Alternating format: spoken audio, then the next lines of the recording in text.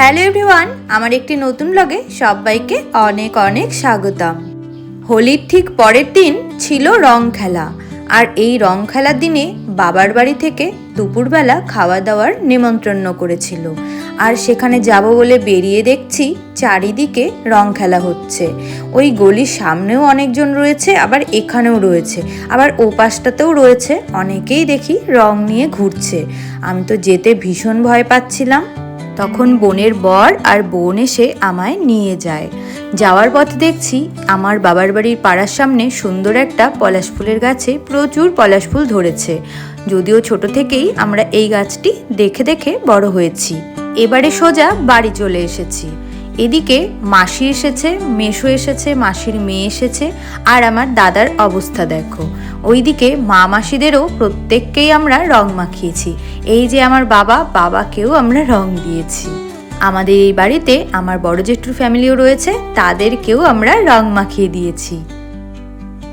রং খেলার দিনও বেশ কিন্তু মজা করে আমরা রং খেলেছি। বাড়ির ফ্যামিলি নিয়ে রং খেলতে বেশ কিন্তু মজা লাগে। জামাই কিন্তু শ্বশুরকে বেশ ভালো রং মাখালো। আর এদিকে আমার মাসির মেয়ে রয়েছে, ও কিন্তু আমাদের থেকে অনেকটাই লম্বা। এবার জামাইবাবু শালিকেও রং মাখিয়ে দিয়েছে।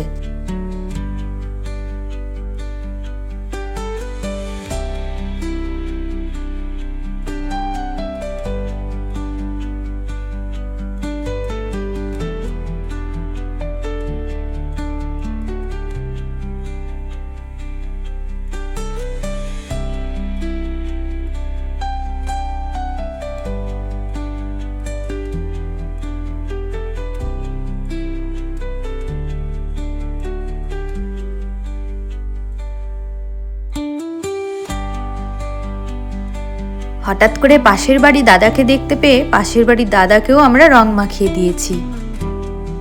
2026-এর রং খেলার ছবিগুলো আমি তোমাদের সাথে শেয়ার করলাম। আগের দিন পার্কে গিয়ে হোলি খেলার কিছু ছবি দিলাম, আর পরের দিন বাড়িতে সবার সাথে রং খেলারও ছবি দিয়ে দিলাম। তো আজকের মতো ব্লগটা এখানে শেষ করছি। আবারও একটি নতুন ব্লগে দেখা হবে তোমাদের সাথে। ততক্ষণের জন্য বাই বাই।